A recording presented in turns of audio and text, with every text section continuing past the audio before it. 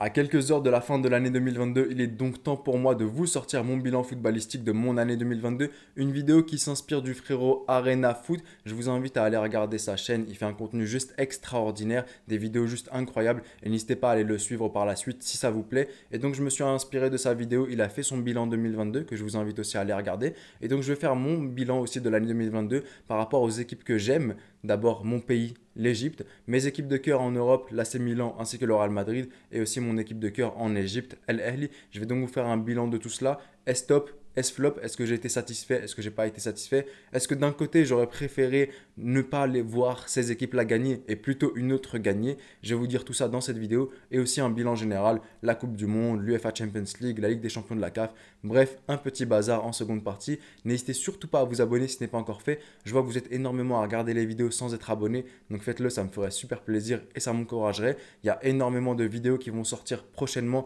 et énormément de concepts. Je ferai une vidéo sûrement en début 2023 pour vous dire tout ce qui risquerait d'arriver ou tout ce que plutôt j'aimerais voir sur la chaîne et tout ce que j'aimerais faire sur cette chaîne pour l'année 2023. Donc restez connectés, n'hésitez surtout pas à vous abonner. C'est parti pour mon bilan 2022. Et on commence tout d'abord avec la sélection nationale égyptienne. La sélection nationale égyptienne qui a dû jouer quatre choses. D'une part, la Coupe d'Afrique des Nations 2021-2022, des qualifications à la Coupe du Monde 2022 organisées au Qatar, des qualifications à la Coupe d'Afrique des Nations 2023, ainsi que des matchs amicaux. En ce qui concerne la Coupe d'Afrique des Nations, elle arrive en finale au tir au but qu'elle perd face au Sénégal. Et pour moi, ça reste un flop et une déception. Parce que lorsque l'Égypte va en Coupe d'Afrique des Nations, pour moi, c'est pour gagner la CAN et rien d'autre. Et je l'ai même senti sur la mentalité de certains joueurs, une mentalité complètement suffisante dès lors qu'ils étaient arrivés en finale de Coupe d'Afrique des Nations, juste au tir au but, les fameux, les tirs de la chance et tout.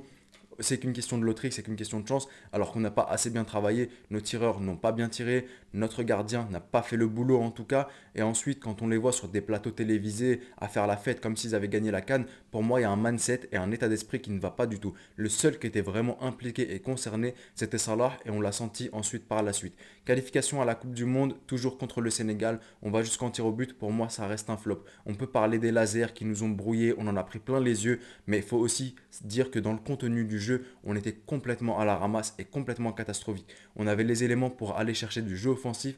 Carlos Queiroz a préféré défendre et jouer défensivement, donc c'est aussi un flop pour ma part l'Égypte. Ensuite, Carlos Queiroz bye bye et on ramène qui? Ihab Gelal. Ce dernier aura joué avec les Pharaons 3 matchs, un match de qualification à la Coupe d'Afrique des Nations contre la Guinée, une très belle équipe de la Guinée, une très belle équipe organisée, très belle équipe disciplinée, une équipe qui ne fait que s'améliorer, mais ce que j'ai envie de dire c'est que certes, c'était son tout premier match en tant que sélectionneur national de l'Égypte, pas seulement sélectionneur national de l'Égypte, mais sélectionneur national tout court. Mais je me dis que le bonhomme, lorsqu'il n'arrive pas à aligner 5 passes, alors qu'il a quand même des joueurs de top niveau, des joueurs qui atteignent des finales de Ligue des Champions, que ce soit de la CAF ou de la Champions League, quand tu as Salah dans ton équipe et que tu n'arrives pas à jouer et que tu as battu la Guinée dans le Money Time à la toute dernière minute sur un but qui même est un peu hasardeux pour ma part, c'est qu'il faut vraiment se remettre en question. C'était son premier match, j'avais été indulgent avec lui.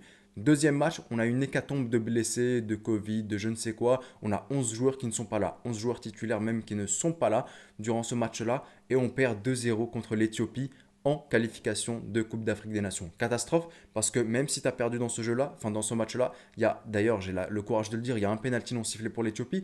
Il y a aussi le fait que l'Éthiopie t'a massacré, tu avais l'impression d'affronter le Brésil et non pas l'Éthiopie pour le coup. L'Égypte était complètement inexistante durant ce match-là. Tu as fait du grand n'importe quoi. Ihab Galel est officieusement viré parce que s'il perd le match contre la Corée du Sud, quelques jours après le match amical, il est viré. Ce qui est le cas quelques jours plus tard en match amical contre la Corée du Sud, Doug Minson, tu perds sur le score de 4-1, un match complètement catastrophe où tu auras eu quelques séquences offensives, mais malheureusement, tu étais officieusement viré. Si tu perdais ce match-là, tu étais viré, et pour le coup, avec l'hécatombe de blessés que tu avais, ça risquait pas de le faire. Donc Ihab Galal viré et on ramène un autre coach portugais. L'amour que l'Égypte a pour les Portugais ces derniers temps, je ne sais pas d'où elle vient. Est-ce qu'elle vient de Manuel José qui a tellement remporté avec Al Ahly qu'on a une admiration pour les Portugais? En tout cas, Rui Vitória, ancien entraîneur du Benfica, du SLB, prend les rênes de la sélection nationale égyptienne. Rui Vitória aura fait 3 matchs amicaux avec l'Égypte, un score de 3-0 contre le Libéria, score 3-0 contre le Niger, victoire 2-1 contre la Belgique. En vue des matchs de préparation en Coupe du Monde pour la Belgique, ces 3 matchs amicaux ont été convaincants pour ma part. Quelque chose qui s'annonce bien pour l'Égypte. L'Égypte qui commence à avoir de plus en plus de jeux. Quand je compare le premier match de Rui Vitória et le premier match d'Ihab Guellel, je me dis qu'il y a quand même une différence. Certes, il faut être honnête envers soi-même. Le premier match d'Ihab Guellel, c'est des qualifications à la CAN contre la Guinée. L'autre, c'est un match amical contre le Libéria. C'est complètement différent. Mais je sens quand même une différence considérable dans le jeu. Plus de courage et plus d'ambition dans le jeu de Rui Vitória que dans celui d'Ihab Guellel. En bref, le bilan de la sélection nationale égyptienne, pour moi, c'est un flop complet durant cette année. Pour moi, j'ai été extrêmement déçu, j'ai été extrêmement blessé même. J'ai pleuré, je l'admets. Finale perdue en Coupe d'Afrique des Nations, barrage perdu contre le Sénégal en vue des qualifications à la Coupe du Monde. Un match qui ne devait jamais être perdu contre l'Éthiopie. D'ailleurs, bravo à l'Éthiopie, je ne les ai pas félicités. Bravo à vous pour cette victoire dans le derby du Nil. Une victoire de l'Éthiopie en qualification en Coupe d'Afrique des Nations, une défaite qu'on n'aurait jamais dû subir et qu'on n'aurait jamais dû prendre parce que, avec tout le respect que j'ai pour l'Éthiopie, on était quand même supérieur à eux. Mais félicitations, ils ont été meilleurs que nous et ça nous apprendra à respecter nos adversaires. Et ensuite, on a Rui Vitória qui arrive et là, j'ai un peu plus d'espoir avec l'équipe de Rui Vitória qu'avec ce que j'avais eu par le passé. Donc pour l'Égypte, comme je l'ai dit, c'est un flop et ça m'a fait très très mal au cœur. Le Real Madrid, maintenant, je ne vais pas m'étaler autant qu'avec l'Égypte. J'en avais énormément sur le cœur avec l'Égypte. Mais le Real Madrid, saison top, top, top. Pourquoi 3 tops? Pour la Super Coupe d'Espagne, pour la Liga, pour la Ligue des Champions. Une Liga remportée avec je ne sais plus combien de points d'avance. 86 points au final. La Liga était déjà remportée au bout de 5-6 matchs avant le terme de la saison. Super Coupe d'Espagne, un beau parcours. Et que dire de la Ligue des Champions du Real Madrid? Une Ligue des Champions juste incroyable. En huitième de finale, le PSG dans un scénario incroyable avec un triplé de Benzema. En quart de finale contre Chelsea, on gagne le match aller, le match retour semble être catastrophique et on revient au score. Demi-finale contre Manchester City, demi-finale sensationnelle avec la Panenka de Benzema. On avait l'impression qu'il savait qu'il allait aller en finale et l'a remporté par la suite lorsqu'il a célébré comme si on gagnait le match. Et pour le coup, on a remporté la double confrontation, un match retour juste incroyable. Un ballon repoussé, pardon, les émotions qui reparlent, par Ferland Mendy sur la ligne. Juste rien à dire. Dans le Fergie Time, 2 buts de la part de Rodrigo, sensationnel. Et ensuite la finale contre Liverpool. Le Real Madrid qui pour moi m'a donné la plus belle et plus sensationnelle édition de phase finale de Ligue des Champions de mon existence. Donc ça ne peut qu'être du top pour les merengues qui m'auront donné une saison et des émotions et une année civile 2022 juste sensationnel et incroyable. En Europe toujours, on va en Italie cette fois avec l'AC Milan. L'AC Milan pour moi une saison top. L'AC Milan qui faisait son retour en 2021-2022 en Ligue des Champions. Et pour le coup, c'est vu être éliminé. Et pour moi, c'était une bonne chose. Je préférais une élimination en Ligue des Champions plutôt que d'aller en Europa League. Pour moi, c'était soit on reste en Ligue des Champions, soit on ne joue aucune compétition. Je voulais pas que l'AC Milan joue sur plusieurs tableaux, comme la saison d'avant, justement, 2020-2021, où il jouait sur le tableau de l'Europa League et le tableau des compétitions nationales ainsi que du championnat. Pour moi, c'est hyper fatigant, ça épuise les joueurs. Et quand on sait les armes qu'on a et quand on sait qu'on n'a pas la profondeur de banc et la profondeur d'effectifs nécessaires pour jouer sur plusieurs tableaux, mieux vaut être focus sur une seule compétition. Ça nous avait coûté un manque de régularité et une méforme physique en fin de saison lors de la saison 2020-2021 quand on jouait l'Europa League. Aujourd'hui, on était focus uniquement sur le championnat et c'est ce qui a fait que l'AC Milan, avec ses joueurs guerriers, avec ses bonhommes sur le terrain, avec des joueurs qui sont battus jusqu'à la dernière seconde, même même le match contre Sassuolo, le tout dernier match lorsqu'on menait 3-0, je voyais encore des bonhommes qui voulaient aller chercher pour les supporters, pour les rendre totalement fiers et pas juste se contenter du 1-0 et on ferme. Donc c'était des joueurs, des vrais bonhommes sur le terrain. J'espère qu'ils réitéreront l'exploit cette saison, même si le Napoli fait une très très belle saison et ça va être compliqué. Mais en tout cas, l'AC Milan, gros top sur l'année 2022. Et enfin, on termine avec Al-Ahly qui est parti décrocher une médaille de bronze en Coupe du Monde des clubs avec des joueurs qui n'étaient pas les joueurs titulaires de l'équipe d'Al-Ahly parce que les joueurs principaux étaient notamment en Coupe d'Afrique des Nations avec l'Égypte. À ce moment-là, problème d'organisation entre la CAF et la FIFA. Et lorsque les joueurs sont revenus par la suite, ils étaient cramés.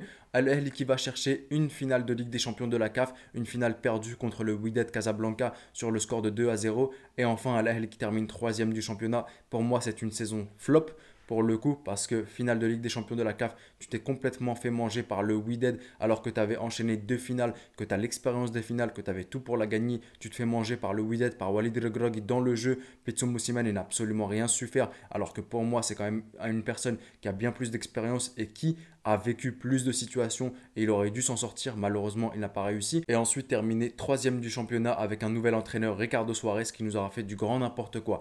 La saison pour moi d'Al Ahly est aussi flop parce que lorsqu'on a des grandes attentes, lorsqu'on est exigeant, pour moi on ne peut pas se contenter et se dire on a eu une médaille de bronze en Coupe du Monde des clubs, on fait quand même une finale et on arrive troisième et on est tout de même qualifié parce que le calendrier faisait qu'on était qualifié en Ligue des Champions de la CAF par la suite. Pour moi quand on est les meilleurs, on a des grandes exigences, on est dur avec soi-même et pour moi c'est ce qui fait que la saison d'Al Ahly est aussi flop. Et pour en finir avec cette vidéo avec un petit bilan général, un petit bazar où je mets absolument tout.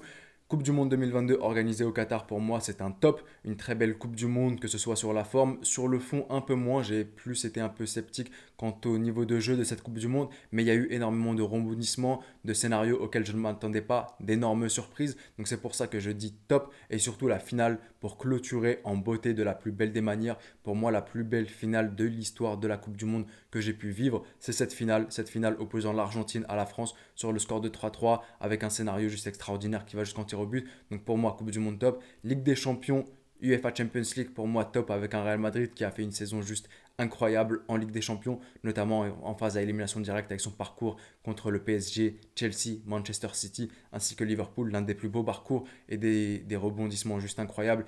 Ligue des Champions de la CAF, un peu mitigé, moyen, une très très belle campagne de la part du Wydad Casablanca qui termine en beauté en remportant le titre avec un très très beau Walid Regragui et avec un très beau jeu. Quoi d'autre? Première Ligue juste incroyable, Première Ligue et Serie A, pour moi ça s'est battu jusqu'au bout et c'était sensationnel jusqu'au bout. Donc voilà un peu tout et on arrive à la fin de cette vidéo. Donc pour moi le bilan 2022, pour moi le bilan n'est pas bon. Mon bilan footballistique n'est pas bon parce que en termes de priorité, je priorise forcément l'Égypte à n'importe quoi d'autre. Vous pouvez me mettre dans une main l'Égypte qui remporte la Coupe d'Afrique des Nations et dans l'autre main le Real Madrid qui remporte le championnat, la Super Coupe ainsi que la Ligue des Champions et l'AC Milan qui remporte le Scudetto après 11 ans. Je choisirai la main dans laquelle il y a l'Égypte. Peut-être que énormément de monde ne serait pas d'accord avec moi. Peut-être que certains verraient que d'un côté, c'est pas vraiment équitable. D'un côté, tu gagnes 4 trucs et de l'autre, tu gagnes juste un truc. Mais l'amour que je voue pour mon pays, pour l'Égypte, est supérieur à tout ce qu'il peut y avoir. Donc rien que la CAN, vraiment rien que la CAN et pas même une qualification en Coupe du Monde. J'aurais préféré voir l'Égypte remporter la Coupe d'Afrique des Nations et avoir sa 8e étoile plutôt que de voir le Real Madrid avoir la Ligue des Champions ou l'AC Milan remporter le Scudetto.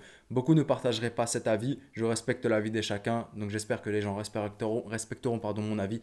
Dites-moi vous maintenant dans l'espace commentaire qu'est-ce que vous auriez préféré pour le coup, voir votre pays remporter la CAN ou vos clubs remporter toutes les coupes possibles. Je me ferai un plaisir de tous vous lire. Dites-moi aussi votre bilan forcément dans l'espace commentaire, votre pays, vos clubs de cœur, absolument tout ce que vous voudrez.